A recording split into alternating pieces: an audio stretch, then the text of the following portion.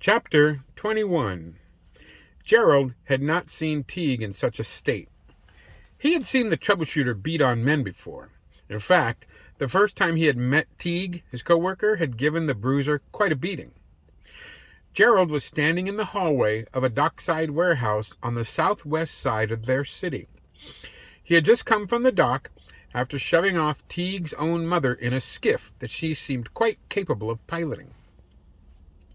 He had gone to the century-old wooden dock that butted up against the building with Teague's mother after setting her free from a locked room on the third floor. This feat had been made possible after one of Vittorio's own men had given them her location and tossed the key to her locked chamber at Gerald's feet. That being accomplished, the plain Mediterranean man then beat a hasty retreat. He watched the big man as Fitz held closed the heavy oak door against half a dozen or more men. Gerald knew that his friend was strong. He had seen examples of it over the several years he had worked with the big man, but instances like this really stood out. He could see the big man sweating and straining with the effort it took to accomplish this. Before Gerald had liberated the missus, he recalled that Fitz had speculated there were not more than 7 or 8 men to the other side of the thick door. Gerald was accustomed to following the lead of both of the other men, even though he had worked for Mr. Penrose longer than either of the two of them.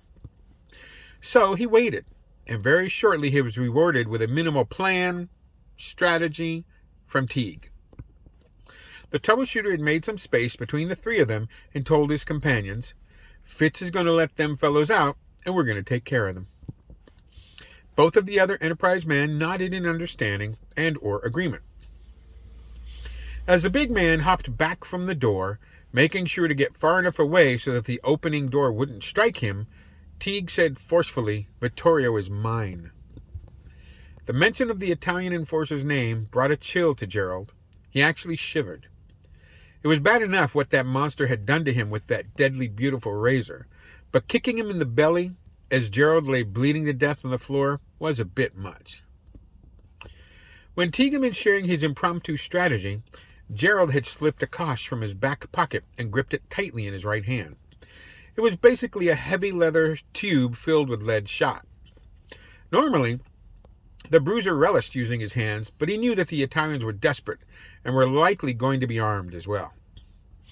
As the big man hopped nimbly back from the oak door he had just released, Gerald saw that Fitz had pulled his own bludgeon to be brought into use against the Italians. The big man favored a trench club that had seen service in the Great War. It was approximately 40 centimeters in length, with the body of a Mills bomb mounted as the head of the club. The medium-sized club had worked best within the confined spaces typical of trench warfare. And for Teague, the troubleshooter was wearing the heavy canvas trousers and coats, and had that mismatched pair of gloves, a heavy leather one for his left hand and a flexible metal fillet glove on his right. The 3 Enterprise men moved slightly back as the door near flew off its hinges, and men started rushing into the hallway with them. Fitz had speculated that there were no more than 8 men in the room. He was off again by half. Gerald caught a glimpse of the well-dressed leader of this rebellious group of Italians, and he knew that Teague had spotted him as well, in the interior of the room, past the men rushing out. The big bruiser knew this to be true because Teague was galvanized into more ferocious action. Gerald had no way of knowing, but this was the second time in his life that Teague had lost control of himself. The only other time than this had been in the chalky trenches of the Somme. His nation had awarded the troubleshooter the Victoria Cross for his actions there, but Teague was more ashamed than proud of what he had done. The troubleshooter surged forward gracefully, slipping by several men, and past 2 men nearest the door, striking them down as he did so. Afterward, the 2 men would not have been able to tell you what happened. They woke up sometime later with terrible headaches. One of the men had been raised on a farm and recalled an incident in his teens when he had been kicked in the head by a mule. This was worse.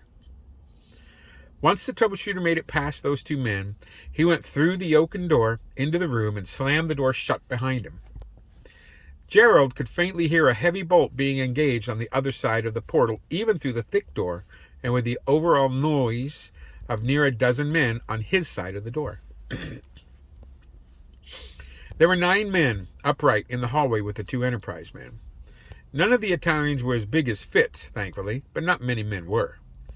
2 of their opponents were of a size with Gerald, who was no small man, but the rest of them were nearer what could be considered average in size and weight. What happened next did not take as long as one would expect. Outside of a bare-knuckle boxing match, most fights are over surprisingly quickly. Even a melee such as took place in that crowded hallway took less time than a person would assume. An unbiased observer would have certainly put their money on the larger group of men. The Italians outnumbered their Enterprise opponents by a little more than 4-1. They were rough sorts who were armed with a variety of knives and bludgeons. One of the larger ones had a length of heavy chain, though this didn't serve him well as he had thought in the melee, because all he could really do with it was to wrap it about his rough hand and punch with it, because most of the bodies in the hallway were on his side. The catalog of injuries from the melee were extensive, but no one on either side lost their life. No one in the hallway, at least. Of the 2 Enterprise men, Gerald got the worst of it. He had bruises, cuts, and several broken toes on his left foot from one of the Italians who had heavy boots on instead of the brogans that most of the men in the hall, including himself, habitually wore. Another side effect of Gerald's encounter with the Pixie was that his foot was good as new in 2 days instead of the 4 to 6 weeks it would normally take for such injuries to heal. Gerald dealt with 3 of the men who came into the hallway after them. He was busy with them and was not able to offer any assistance to the big man. Not that Fitz really needed it. The one thing that stood out to Gerald during the melee was when Fitz literally picked up one of the men and threw him into another of the Italians in the fray, like a rather unwieldy skittle in a game of 10-pins. As it often happens, once violence begins, some are simply not up to it. Less than a minute into the melee, 2 of the Italians decided they had better things to do and escaped down the hall and out the back of the warehouse. So really, the 2 Enterprise men dealt with 7, not 11 opponents. Once the last of the Mediterranean men were down and out of the fight, the 2 Enterprise men took several moments to collect themselves and take stock of their injuries. Gerald hobbled over to the heavy oak door where Fitz was leaning and catching his breath. "Ouch," the big bruiser said as he limped over. He pointed at one of the larger figures groaning on the floor and said, "I think that one busted my foot." The bruiser continued with, "I'd kick him, but..." He pointed down to his injured extremity and said with a grimace, "Busted foot." Fitz surveyed the downed Italians and was satisfied to see that none of them were moving much. The 2 that Teague had struck down were unmoving and not moaning or groaning like several of the others, but he could see the rise and fall of their chests, so he knew they would likely live. That was good in his mind. He could be quite fierce, but he generally took no pleasure in causing pain or injury, even if the other party was doing their best to hurt him. The big man put up his club and tried the door. It was still locked, bolted from the other side in all likelihood. Fitz was not surprised that the door was closed securely. He had heard a heavy bolt thud home on the other side when Teague had gone through at the beginning of the melee. He knew the troubleshooter was in there facing off against Vittorio. That was not a prospect that Fitz would have wanted to deal with. The big man thought he might have been able to handle the Italian, but he wasn't so sure. "Can you open it?" Gerald asked the big man. Fitz nodded slowly in the negative. "I don't think so, Gerald." The big man continued, "Holding it closed is one thing, since it opens outward." Gerald nodded slowly in agreement while he inspected the heavy oak door. "But that makes it harder to force inward, you see." The big bruiser nodded in agreement because it made sense, and he agreed with Fitz's assessment. Gerald had an idea after a quick inspection of the heavy portal. He pointed overhead and he spoke. "I saw a hammer and chisel upstairs when I was helping the missus escape." The bruiser pointed at the hinges at the side of the door and said, "I reckon we can use them to pop those hinge pins out, then the door should come right open."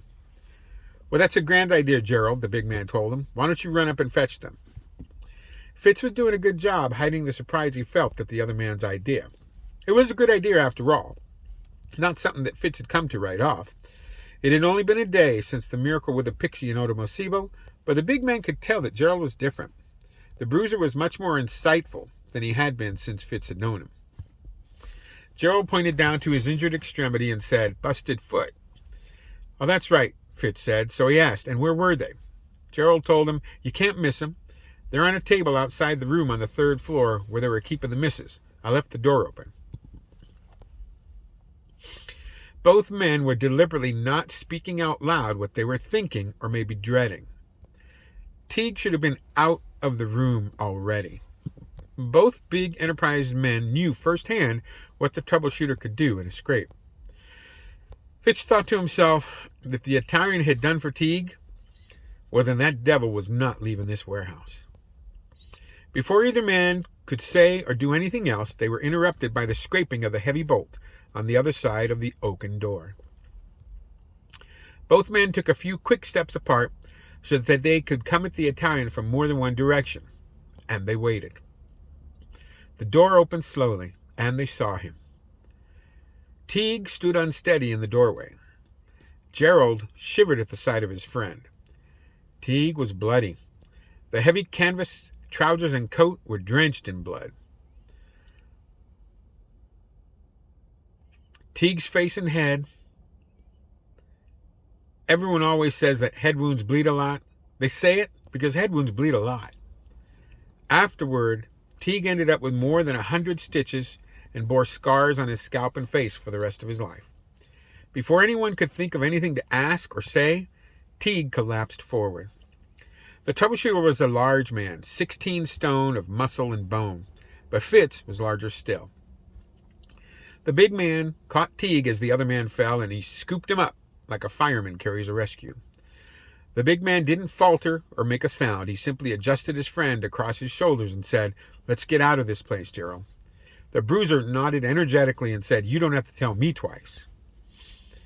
Gerald had a good view of the interior of the room before he followed the other two Enterprise men out of the hallway and then the building.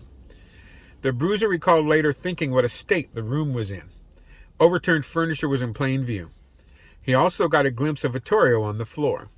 He didn't think much of it at the time, but it later occurred to him that the well-dressed, inert form on the ground looked different. If he had to put a word to it, he would have chosen the word lumpy. Gerald had to hustle to keep up with the big man. His injured foot hampered his movement, but he was happy to be away from that place.